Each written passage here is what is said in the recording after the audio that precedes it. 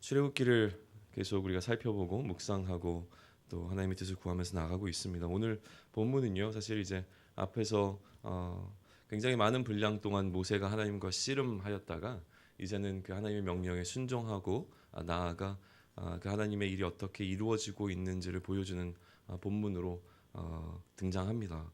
그런데요, 오늘 본문은 이렇게 모세가 이제 애굽으로 돌아가 그의 동족들을 만나고 그 동족들에게 하나님께서 하신 그 말씀을 전하고 있는 장면으로 또 그 결과가 어떻게 되었는지를 살펴보는 본문으로 우리가 묵상하면 좋은데요. 그런데 이걸 이제 조금 더 깊이 각각의 말씀들이 어떻게 연결되어지고 있고 이 각각의 말씀들이 우리에게 주는 메시지가 무엇인가를 조금 더 깊이 묵상하고자 할 때에 사실은 굉장히 좀 쉽지 않은 본문이라는 생각이 좀 듭니다. 왜냐하면 출애굽에 해당하는 여러 가지 좀 뭐랄까 일화 또 우리가 기록해 내야 되는 스토리들이 있을 텐데 그것들을 이 출애굽기 기자가 선별하여 출애굽기 속에다가 이제 담아두는 과정 가운데서요. 어떤 것들을 선별해서 여기다 기록한다는 것은 각각의 이 메시지 이야기들이 담고 있는 메시지가 있고 그것들이 연결되어져서 오늘을 살아가는 우리에게도 뭔가 전하고자 하나님의 말씀이 거기에 이렇게 속해 있다는 것을 우리는 믿고 보게 되어지는데 오늘 이야기들을 살펴보면요 연결되어 있는 하나의 이야기인 것은 분명하지만 실제로는 각각이 다 따로따로 떨어져 있는 여러 가지의 이야기가 그냥 이렇게 나열되어 있는 것 같은 느낌을 주고 있습니다. 그래서 우리는 그 각각의 이야기들이 어떤 것을 담고 있는지를 먼저 살펴보고 그리고 이것이 지금 오늘 살아가는 우리에게 어떻게 하나님의 메시지로 다가오고 있는지에 관한 이야기를 좀 나누면서 오늘 이 아침을 같이 보내면 좋겠습니다. 크게 한 7가지의 이야기가 각각이 나열되어 있는 것으로 좀 오늘 본문을 보시면 좋을 것 같습니다. 첫 번째 이야기는요. 모세가 그의 장인에게 돌아가는 장면입니다. 장인에게 돌아가서 내가 이제 애굽으로 돌아가야 되겠습니다라고 하는 말을 전하고 있는 장면이 그 첫 번째 내용입니다. 18절인데요. 모세가 그의 장인 이드로에게 돌아가서 그에게 이르되 내가 애굽에 있는 내 형제에게로 돌아가서 그들이 아직 살아 있는지 알아보려 하오니 나로 가게 하소서. 이드로가 모세에게 평안히 가라 하니라. 라고 되어 있습니다. 사실은 이제 모세가 왜 장인 이드로에게 구체적으로 하나님께서 그에게 어떠한 명령을 주셨고 어떠한 소명을 받아 애굽으로 가고 있는지에 대해서 설명하고 있지 않은가라고 하는 것은 여전히 퀘스천입니다.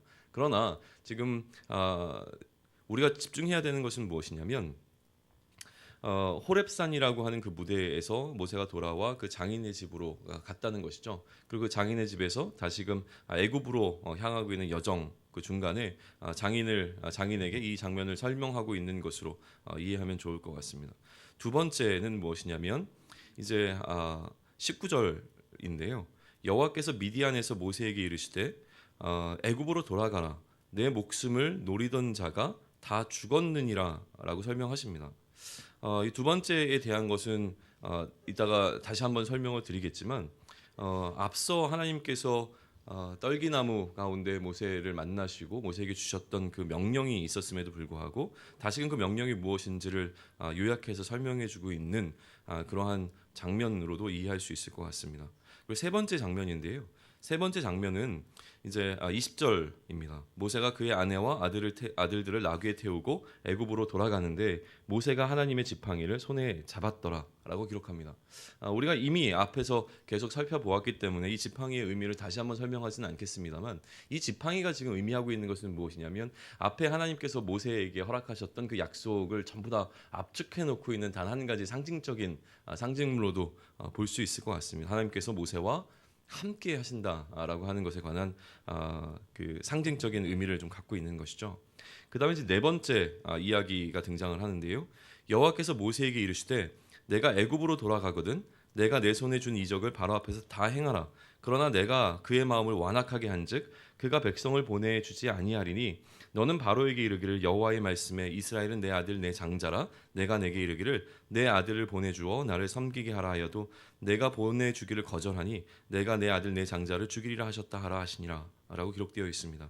이 21절부터 23절까지의 내용은 무엇으로 볼 수 있냐면 이제 하나님께서 모세가 돌아가 그 땅 가운데서 이스라엘 백성들을 애굽으로부터 건져내는 일에 있어서 바로가 어떻게 대응할 것인가에 대한 그 상황을 미리 하나님께서 설명해 주시는 것이죠. 그리고 그때에 어떻게 행동할 것인가에 대한 구체적인 지침을 주시고 있는 장면으로 보여집니다. 근데 여기서의 핵심은 무엇이냐면 이 상황을 주도하고 있는 것은 어떻게 보면 하나님이라고 하는 것이죠. 너무나 우리가 잘 나중에 이후에 계속 더 많이 묵상하게 될 것이기 때문에 오늘은 그것만 짚고 넘어가는데요. 21절에 보시게 되면 그 바로의 마음을 완악하게 하는 자가 누구인가라고 하는 부분입니다.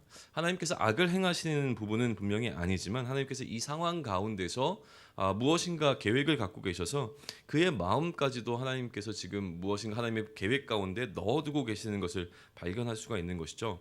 내가 그의 마음을 완악하게 한즉 이라고 설명을 하고 계시기 때문에 그렇습니다. 이후에 이 부분은 훨씬 더 많은 시간을 들여서 우리가 구체적으로 살펴볼 수 있는 내용들이 출애굽기에 등장하기 때문에 일단은 넘어갑니다. 지금 중요한 것은 하나님께서 이렇게 되어질 것이다라고 하는 것에 대한 그 뭐라 그럴까요? 앞서 있을 일을 미리 모세에게 알려주시고 대응할 수 있도록 준비할 수 있도록 해주시는 것이 핵심입니다. 그 핵심 가운데 하나님은 이렇게 설명하고 계십니다. 이스라엘은 나의 장자다라는 설명을 하시죠. 마찬가지로 서로 애굽의 그 장자와 또 하나님의 장자의 어떤 대조가 분명하게 드러나고 있는 것이 네 번째 스토리입니다. 이것은 이제 다섯 번째와 함께 연결해서 좀 이해하면 좋을 것 같은데요. 다섯 번째가 사실은 출애굽기에 있어서 가장 해석하기 어려운 부분 가운데 한 가지입니다. 24절부터 26절까지인데요. 모세가 길을 가다가 숙소에 있을 때에 여호와께서 그를 만나사 그를 죽이려 하신지라. 십보라가 돌칼을 가져다가 그의 아들의 포피를 베어 그의 발에 갖다 대며 이르되 당신은 참으로 내게 피 남편이로다 하니 여호와께서 그를 놓아 주시니라. 그때의 십보라가 피 남편이라 함은 할례 때문이었더라라고 되어 있습니다. 뭐 여기에 대한 해석은요. 이렇게 좀 거짓말을 좀 포함하자면 수만 가지가 있을 것입니다. 가장 핵심은 무엇이냐면 하나님께서 왜 그를 죽이려 하셨는가? 굳이 죽이려 하셨던 이 장면이 여기에 포함되어 있어야 되는 이유는 무엇인가라고 하는 것이죠. 그리고 실제로 이제 우리가 생각하다 보면 할례 문제였는데 할례를 받지 않은 것은 어떻게 보면 모세일 수도 있는데 지금 십보라가 할례를 행하고 있는 것은 그의 아들들이라고 하는 것이죠.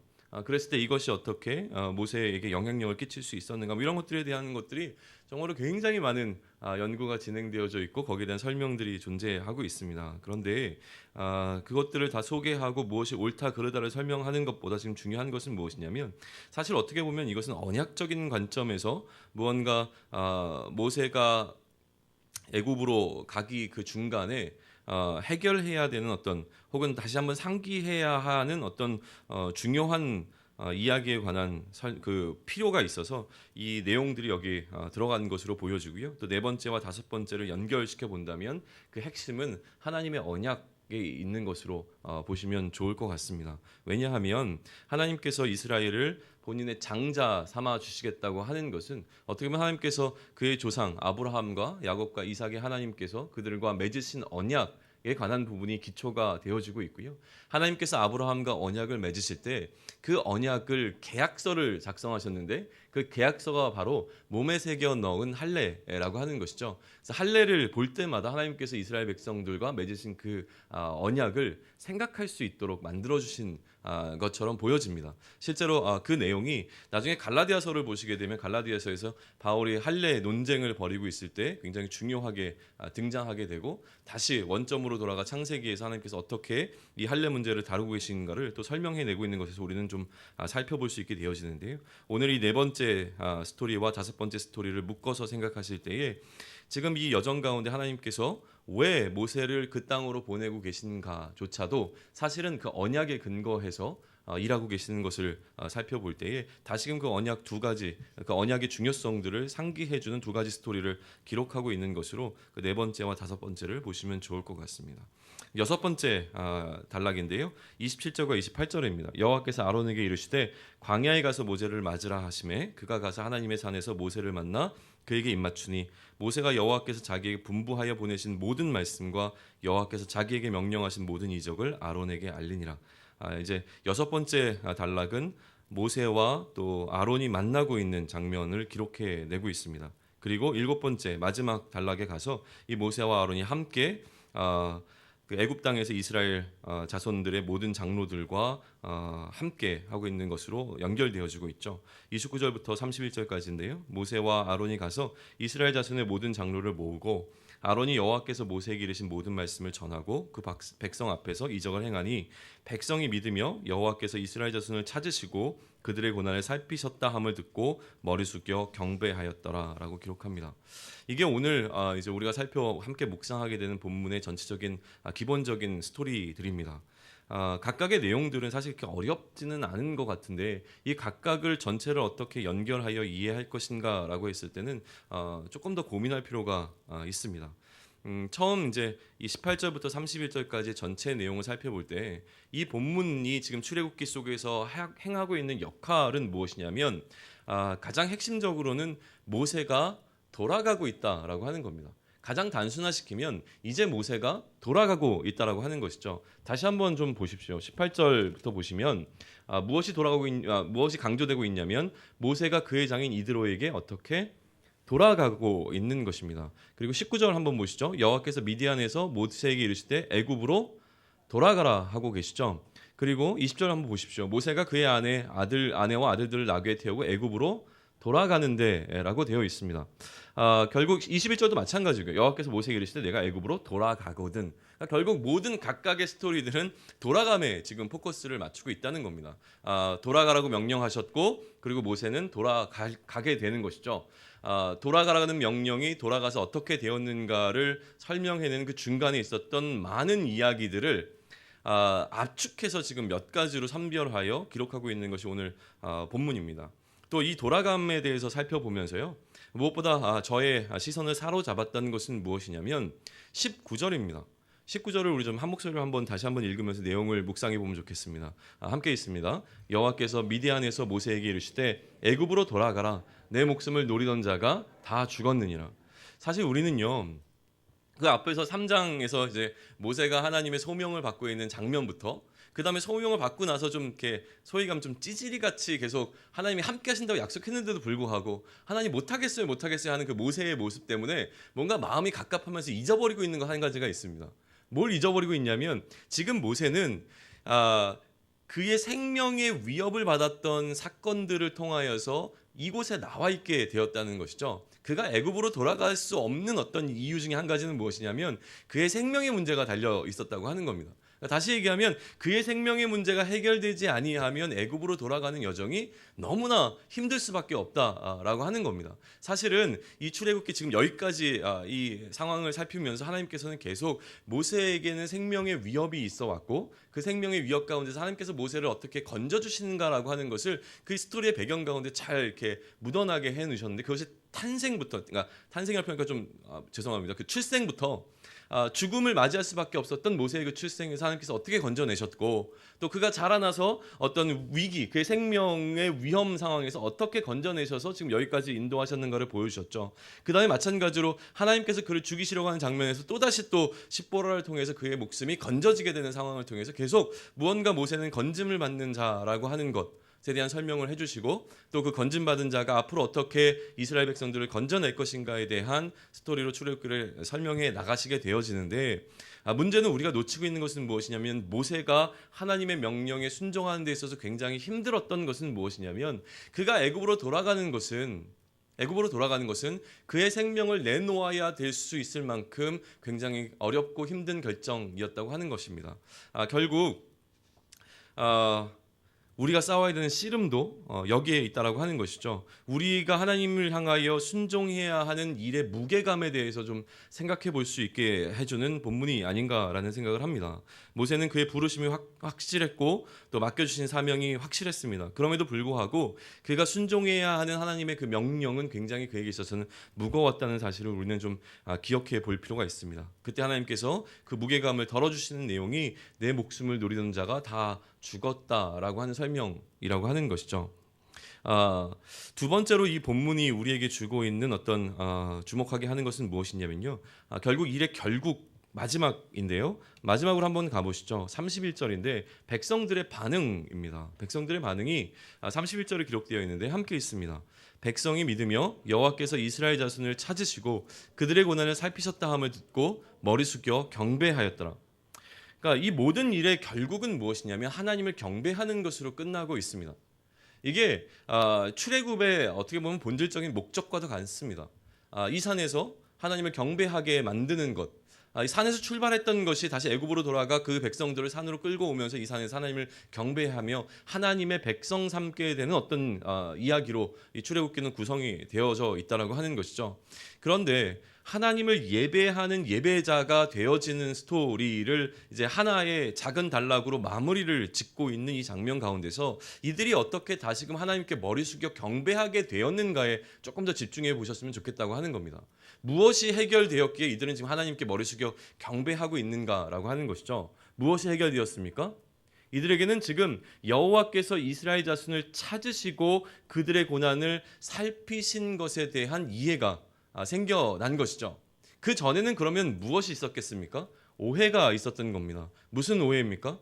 여호와께서는 이제 우리를 찾지 아니하시고 우리의 고난을 살피지 않으신다 라고 하는 하나님을 향한 서운함과 하나님을 향한 무언가 믿을 수 없는 불만들이 그들 가운데 가득할 때에 하나님께서 모세와 아론을 통하여서 하나님이 그들을 여전히 찾으시고 그들을 살피셨다, 고난을 살피고 계신다라고 하는 위로를 전해주시고 그들에게 약속을 전해주시는 것을 통하여서 그들 마음속에 들어있던 모든 것들이 해결되어지고 이제는 하나님을 향하여 불평과 불만을 쏟아내는 것이 아니라 여전히 상황은 똑같지만 벌써 하나님을 향하여 경배하고자 하는 그들의 모습이 보여지고 있는 것이 어떻게 보면 오늘 이 4장까지의 내용을 마무리 짓고 있는 결론을 일단락 맺고 있는 장면이 아닌가라는 생각을 합니다.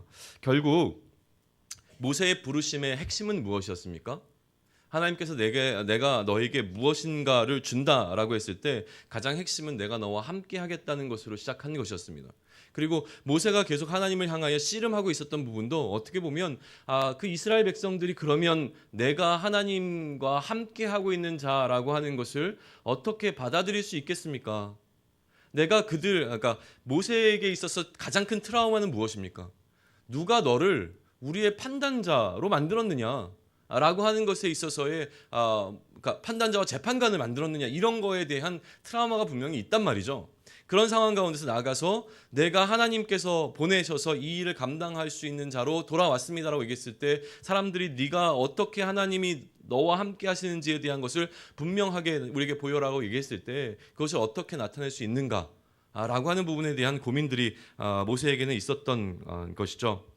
그래서 이 부분에 대한 함께 하시는 것에 대한 이야기를 지금 하고 있는 것이고요. 하나님의 함께 하심이 모세뿐만이 아니라 이스라엘 백성들에게까지 같이 나와서 하나님은 우리를 떠나 계시는 분이 아니라 우리와 함께 하신다 라고 하는 것에 대한 오해를 풀어주는 것을 통하여서 하나님의 함께 하심이 그들로 하여금 하나님을 경배할 수 있도록 만들어주게 되는 스토리가 되어진다고 하는 것이죠. 그런데 그러면 함께 하심이라고 하는 이 말의 보다 좀 구체적인 설명이 바로 이것이라고 하는 것입니다. 내가 알고 있다. 내가 너의 상황을 돌아보고 감찰하는 것. 하나님께서 우리의 상황을 아시고 계시며 우리의 상황을 돌아보시며 우리를 감찰하신다라고 하는 것이 바로 하나님께서 우리와 함께 하신다라고 하는 것에 대한 이해로 우리는 좀 받아들일 수 있을 것 같습니다.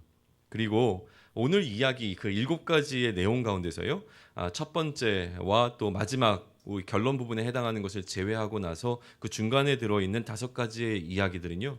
하나님께서 어떻게 일하시는가에 대한 구체적인 내용들을 보여주고 있는 것으로도 이해할 수 있을 것 같습니다.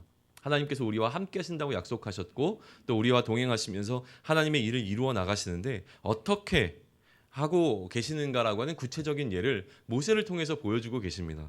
둘째 스토리를 한번 보시죠. 두 번째 이야기는 무엇이었냐면 하나님께서 다시금 모세에게 주시는 명령이었습니다. 둘째 스토리는요 하나님의 명령이었고요. 세 번째 스토리는 하나님의 지팡이에 관한 이야기입니다. 이것은 하나님께서 그와 함께 하신다라고 하는 하나님의 능력에 관한 어떤 상징적인 부분인 것이죠. 하나님의 명령과 하나님의 함께 하시는 지팡이가 등장을 했습니다. 네 번째 스토리에서는 하나님의 앞으로의 계획에 대해서 알려주십니다. 하나님께서 일이 어떻게 흘러갈 것인지, 하나님의 마음이 무엇인지를 알려주시는 것으로 가고 있습니다. 하나님의 명령과 하나님의 지팡이와 하나님의 계획이 등장하고 있고요. 그 다음에는 하나님께서 모세를 죽이려 하시는 장면이 등장하고 있습니다. 하나님의 사명을 맡은 자가 하나님의 능력과 함께 하나님의 계획을 알고 나아가는 과정 가운데 또다시 맞이하게 되는 어려운 상황, 그의 생명을 내놓아야 하는 어떤 어려운 상황을 맞이할 수 있음에 대해서도 이야기하고 있고, 이 어려운 상황 가운데서 어떻게 또 그의 생명이 건져지고 있는가에 대한 구체적인 한 예를 보여주고 있는 것입니다. 그리고 여섯째 장면에서는 무엇이 등장합니까? 하나님께서 약속하신 그를 돕는 동역자를 보내주심으로 말미암아, 아론을 보내주심으로 말미암아 하나님께서 아론을 어떻게 들어서 모세에게까지 인도하셨는지에 관한 기록을 나타내심으로 말미암아 하나님께서 그의 약속을 신실하게 지키시며 이 일을 이루기 위하여서 사람들을 모으고 있는 것으로 우리는 살펴볼 수도 있습니다. 이것이 하나님께서 함께 하시는 것에 관한 어떤 모델이 되어줄 줄을 믿습니다. 우리에게 필요한 것은 무엇입니까?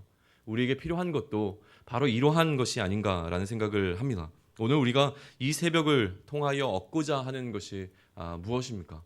함께 우리가 나와서 이 새벽에 하나님께 경배하며 예배하고 있는 이유가 무엇이겠습니까? 결국은 모세와 같다는 생각을 해봅니다.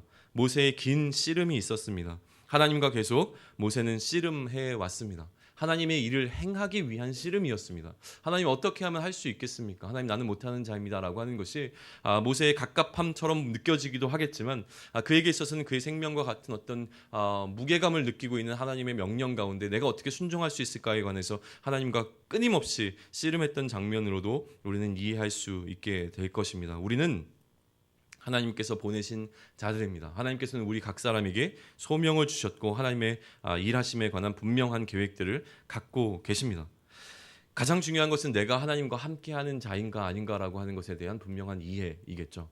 우리는 하나님께서 나와 함께하고 계시는가에 대해서 늘 마음속에 어려움이 있습니다. 하나님은 나의 상황을 살펴보지 아니하시는 것 같고 하나님은 나와 동행하시지 않는 것과 같은 그 마음이 들 때에 우리는 굉장히 외로움을 느끼게 되어지는 것이죠. 그러나 오늘 이 본문들을 통하여서 하나님께서 우리에게 주시고자 하는 것은 내가 너와 함께 하겠다고 약속하였을 때에 어떻게 하나님께서 우리와 동행하시며 함께 하시고 계시는지에 대한 구체적인 예를 모세를 통해서 보여주시는 것으로 말미암아 오늘도 우리에게 하나님의 마음을 알려주시고 또 하나님께서 우리로 하여금 그 하나님을 이해하고 그 하나님께서 우리에게 그 기대하시는 일을 감당해낼 수 있는 용기를 허락해 주시는 본문으로 다가오는 것 같습니다. 우리로 순종하게 하고 있고 순종함에 대한 단면을 보여주고 있는 것이죠. 사실 이제 새벽에 나와서 이렇게 성도님들을 이렇게 바라보면은요, 늘 나오시는 분들이 계시고요. 한동안 안 보이시다가 나오시는 분들이 좀 계세요. 그러면 이제 때로는 이제 마음이 좀 짠해집니다. 어떤 경우에는 알고 있는 상황들이 있습니다. 왜 나오셔서 지금 무엇을 놓고 하나님과 씨름하고 계시는가? 왜 이 새벽을 깨우면서 하나님과 씨름하셔야만 했는가라는 것을 알고 있는 경우에 사실은 이제 마치고 기도할 때 그분들 기도가 사실은 더 먼저 나오게 되는 것 같습니다. 그런데 이제 알지 못하는 분들이죠. 구체적인 내용을 알지 못하지만 이 새벽을 깨우면서 앉아 계시는 어떠한 분들을 바라봤을 때 저분들의 상황 가운데서 지금 하나님과 씨름하고 있는 그 무엇이 있구나라는 생각을 합니다. 오늘 말씀을 다시 한번 묵상하시면서 그 답을 좀 얻을 수 있는 오늘 하루가 되었으면 좋겠습니다.